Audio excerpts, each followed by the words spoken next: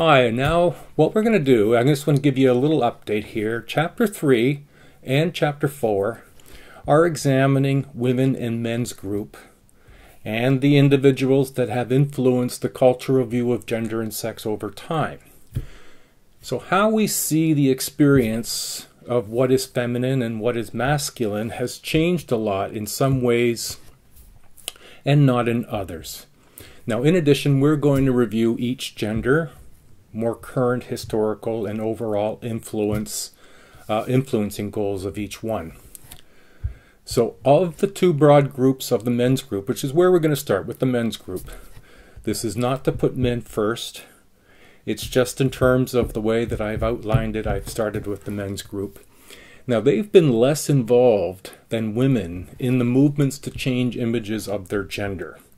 Women's groups have been much more active and have a longer history, often because they're not generally, that is, men's groups aren't generally the targets of gender discrimination or disadvantage the way that women have been. Like women's movements, men's groups are constantly evolving with new groups arising around every corner. No single agenda or viewpoint exists underlying or unifying all men's groups. Some men's groups work to provide new images of masculinity and are aligned with feminist organizations, liberal branches in particular. Other groups work to safeguard and increase men's privilege and reject feminism. So it goes on quite a range, a gambit. Masculinity has been an increasing and popular area of study since the 1980s. Men have been both in support of and in opposition to women's movements. And their movements have often begun in response to the women's movements. So let's get a start looking at the men's efforts to define masculinity and what it is to be a man. And we're going to start first with the pro-feminist men's groups. They're also called progressive men or male feminists. This movement began in the 1960s as men faced the sexism presented in the New Left social movement with groups like the CNCC, which was the Student Nonviolent Coordinating Committee, and the CDS, Students for the Democratic Society. Now these, and I should say, these took place in the United States, and a lot of the reflection of gender had some roots in the United States, but there were parallels in Canada. Now, some men ignored these issues. Now, when I say the New Left, it was like issues around the time where women were expressing discrimination and violence against women by men. And so some men's groups sort of ignored this issue, while others saw the merit and supported the liberal feminist idea of egalitarianism. Now, for those of you who may not be aware, egalitarianism is sort of a balance between men and women and the roles that they play within society. Now, it's argued, and we'll bring this up in both this group and in the women's group, that you could argue quite easily that the perspective in society today is more patriarchy. Men favored overall in society and the roles that they play, and women not. And then there are examples, very few, mind you, in the world where the distribution is more matriarchal, female-driven. But egalitarianism is a balance. And so these men's groups that emerged in support of the anti-violence movements of the 60s, supporting liberal feminism, egalitarianism, others embraced the redefinition of masculinity. Today, most male feminists support ending men's violence. They support rights for the LGBTQ people, men's greater involvement with family, and working with social justice issues. Now, some pro-feminist men perform what's known as the traitorous identity. Now, this is when a man who is a member of a group challenges particular attitudes or actions that may be common and accepted among members of that group. And for example, and I've done this, and maybe you have as well, is, maybe you're among your friends of men, and a sexist joke is expressed. You might just go along and smile, or you may find it funny, but in a traitorous role, this is where you bring it up. You talk about it among your groups of male friends. And surprisingly, when I've done this, more men support having me brought it up than I would have imagined. It's not something that everybody finds very easy to do among their male friends, because there's a certain vibrato or perspective that generally gets accepted by men. But when we start talking about it, we find not all men do accept that. So the goal of a traitorous identity: criticize the commonly held and accepted attitudes and actions. Engage in personal persuasion. There's nothing wrong with having dialogues about things and to be able to learn and grow and be a better version of ourselves. Pro-feminists want to develop the emotional capabilities that society discourages in men. They're forced to repress emotions. I've had this dialogue with many people around how they've raised children and how they raise their daughters and their sons differently. And one of those differences are girls are often promoted or supported in having emotional expression, where boys and men are oftentimes discouraged. So by encouraging men to be more sensitive, caring, and open, and able to engage in meaningful relationships with others. I've seen this personally in my own life. And again, I would challenge you to sort of reflect on your own. As my father aged, and he was later in his life, this would be in his, well, he retired when he was, just before he was 60. He's 86 now. So just after his retirement, that was at about 57, 58, he reached out and connected in a more meaningful way with his children and his grandchildren. It was almost like it had become okay, or it was the societal pressure to sort of be a man had been relieved, and permission was given to engage and care more deeply about people in his life and his family, and he did, and he has now. I think there's been a shift where more men feel like they can be emotional and not be viewed as weak. So now let's look at some of the organizations and the movements supporting anti-violence and the pro-feminist view. These are not the only men's groups. This is just one collection.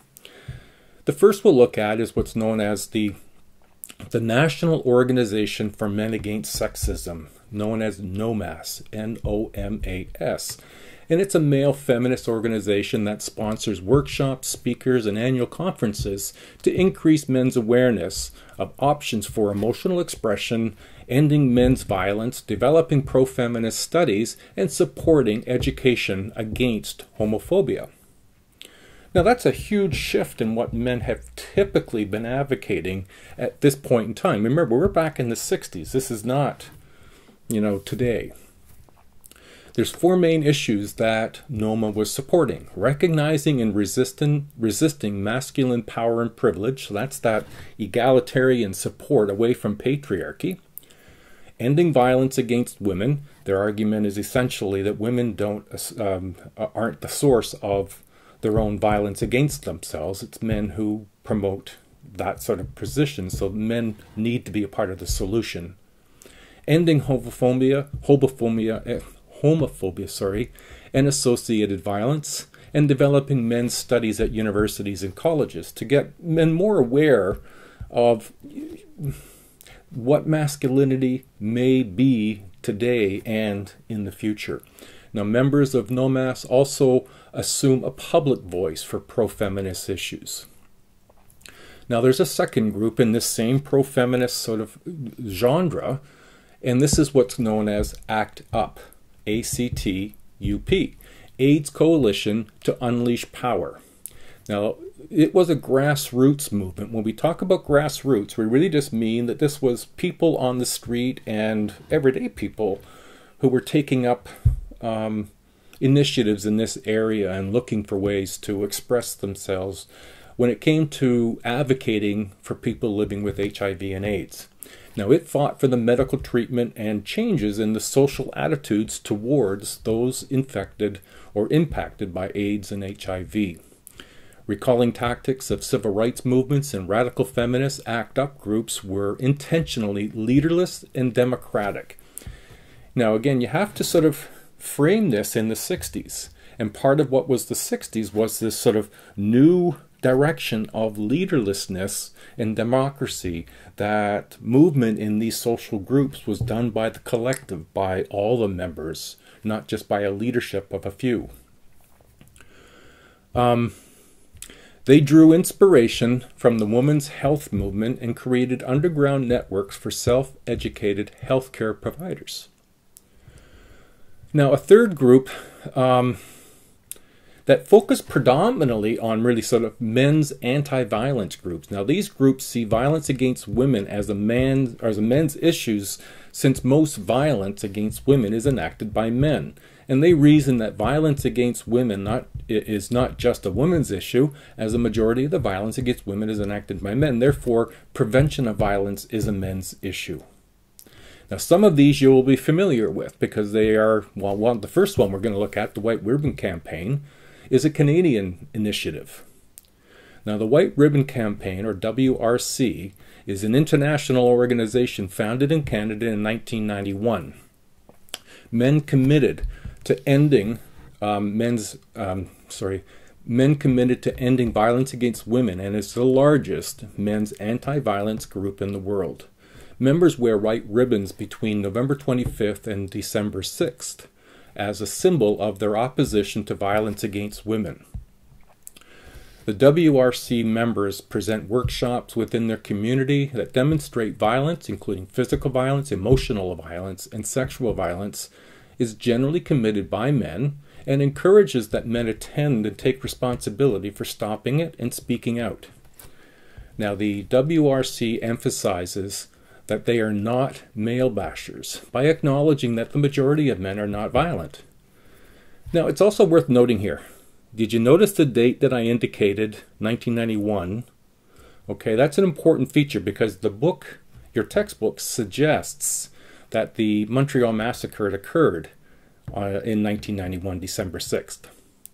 And it's important to note that the actual date of the massacre in Montreal was December 6, 1989. Now, although your textbook indicates December 6, 1991, that's the day that the Canadian government, federal government, set as a National Day of Remembrance and an action on violence against women, White Ribbon Day. So it's not the actual date of the massacre that occurred in Montreal. WRC works to support women's groups and the activism that they engage in. Now, the second group we'll look at, again, you've probably seen this. It's done in Owen Sound, it's done in Barrie, it's done around the world, or not so much around the world, certainly done around North America. It's Walk a Mile in Her Shoes.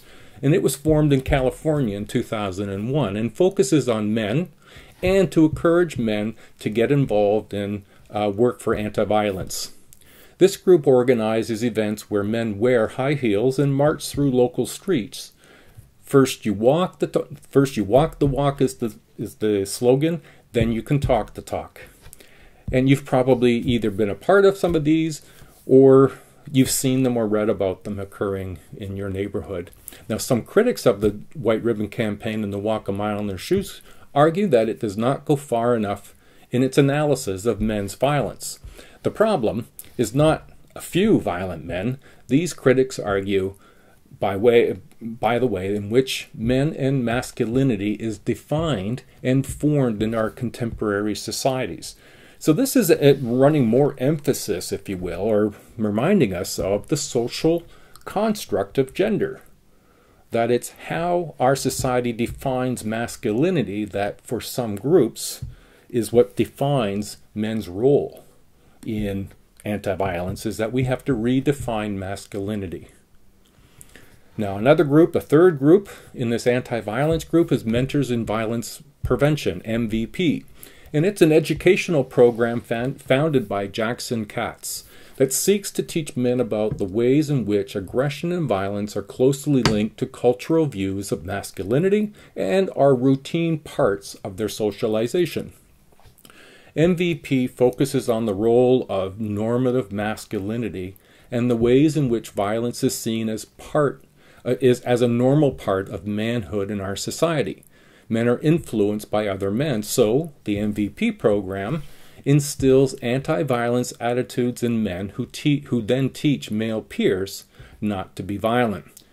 The program has two foci. The first is to teach men that aggression and violence are closely linked to cultural views of masculinity, and second is to call attention to the role of bystander in preventing violence. Now that's an important role because the concept of bystander role has been studied in psychology quite a bit. The bystander behavior refers to how those who are aware of violence and how they respond to it. MVP states that men must take a personal responsibility to stop violence by both MVP states that men must take personal responsibility to stop violence by both not committing it and by refusing to condone it or allow other men's violence. So what's important here is the bystander syndrome, as it's known in psychology, is about if I witness violence against a woman and do nothing, I'm condoning it. But to step up and act as a support to the victim or to stop the male is to be that to act on a bystander behavior. Now, a number of men's groups embrace cultural ideology that men and women are fundamentally different and should have different roles and different rights. That's a different grouping or catalog of groups. These groups are called masculinists, and they assert men suffer from discrimination and need to reclaim their rightful status as men. They also tend to ignore or denounce gay men. They don't seem to count them among needing support. We'll now consider a few of these masculinists' men's groups. The first we'll look at are men's rights activists. The goal is to restore traditional roles of men and women and enjoy the privileges men have historically enjoyed. Now, one of the more extreme men's rights groups is what's known as free men. This group aims to restore men's pride in being real men. For them, the primary burden of masculinity is the provider role. Being the provider, that is their view of what the provider is, men in families, that when they have that role, that inhibits their masculinity. They want to regain the rightful place as heads of the family, but the status should not be tied, that to a breadwinner role, that in order for me to be the head of the family, I must be the breadwinner. They want to be the head of the family irregardless. And so that's a particularly stronger and a different view of masculinity than the previous groups. And that's kind of the way it goes for both men's and women's groups. You'll find there's this dichotomous division. Now, men's rights groups think that discrimination against men is a greater problem than discrimination against women. They point to the military draft, it's predominantly men, the shorter lifespans of men, the more health problems for men, and child custody laws that don't favor men as being some of their main primary areas of attention. Now, the second sort of group is known as men's rights groups that state that the courts discriminate against men by assuming that women should be the primary parents. The most high-profile fathers' rights groups is known as Fathers for Justice, and that's with the number 4 between fathers and justice, which works to initiate public dialogue around fathers' rights. They sometimes perform dramatic stunts to draw attention to the issue. Many class action suits have been filed in the United States arguing that fathers have a constitutional right to be a parent and are thus guaranteed at least 50% shared custody. Some social issues that complicate custody issues are fathers who are not legally required child support payments and fathers who do not connect with their children after divorce. Part of the issue, or the challenge with the issue, is that some of these divisions of responsibilities in the court are not as black and white and as overly simplified as, you should have 50% shared custody. Well, neither parent ought to have custody if there's violence towards the children perpetrated by one parent or the other. That doesn't guarantee a 50% shared custody. And so there are issues that are more gray in these movements, both men and women, but they are active and they are in society and they are promoting their agendas. The third group in this sort of anti-feminist perspective is what's known as the mythopoetic men. Now, this is an odd sort of a group in that it's one that was based on an author who wrote a book. It was founded by Robert Bly, and his aims to foster men's personal growth by rediscovering the deep mythic roots of masculinity, masculine thinking and feeling to restore spiritual, emotional, and intellectual wholeness. The ideal masculine role existed during the ancient times in the Middle Ages when men were self-confident, strong, emotionally alive, and sensitive. So this ideal masculine role and men's connection to the work and to the earth were disrupted during the Industrial Revolution and modernization and feminism. So when men began working outside the home, young boys lost fathers who could initiate them into the manhood and teach them how to relate spiritually and emotionally to other men. The term, and this is a term by Bly, the author, father hunger is Bly's term to describe the grief experienced by modern men born from the yearning to be close with with their fathers and other men. This sort of bonding that they say is missing and is probably a root cause for where men are at today. The movement has received praise for identifying and highlighting the anguish men may feel because of a distant relationship with their fathers, but has been criticized for being unwilling to confront issues of gender inequality and for their participation in sustaining that inequity. Now, although popular during the 1980s through to the 1990s, this movement was largely been declining, and only a few active groups and a few new members are only occurring in more today's perspective. Now we get into a fourth group known as Promise Keepers, and this was founded by Bill McCartney and Dave Wardle, and it's based on an evangelical Christianity, and they preach that men should become leaders of their family because it reflects God's view of the proper relationship between husbands and wives. Men make promises to be good husbands, fathers, and members of the community, and this is to build strong families and strong communities.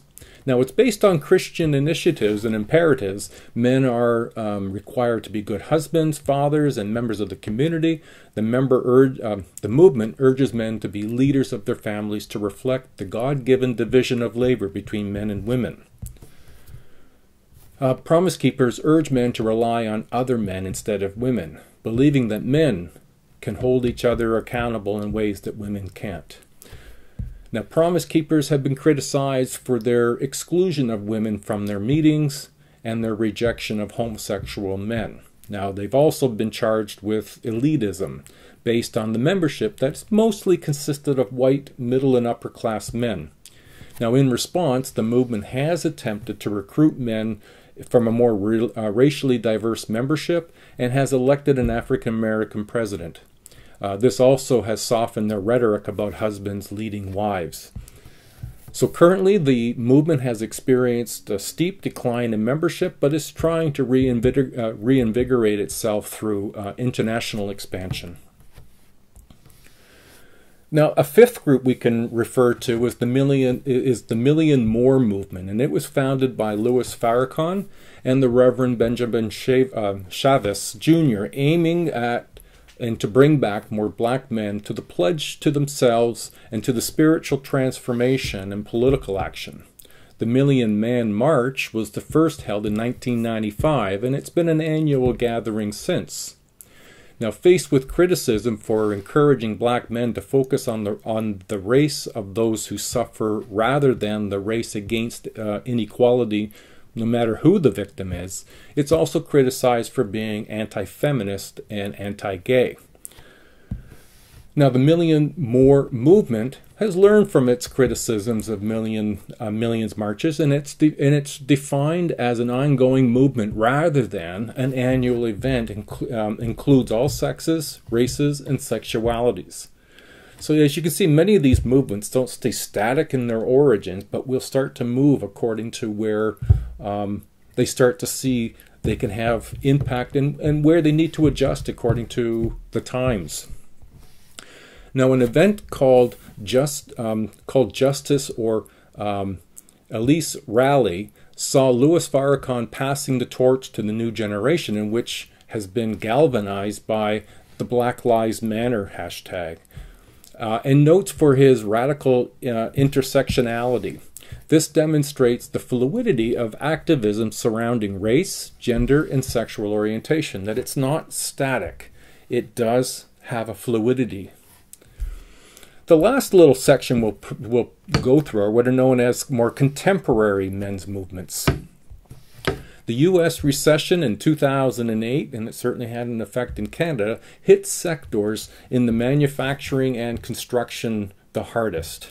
The economic downturn is one of the 3 recent and large social changes that have fueled contemporary masculinists' movements. The second is that the U.S. family laws have not kept pace with the changing family dynamics.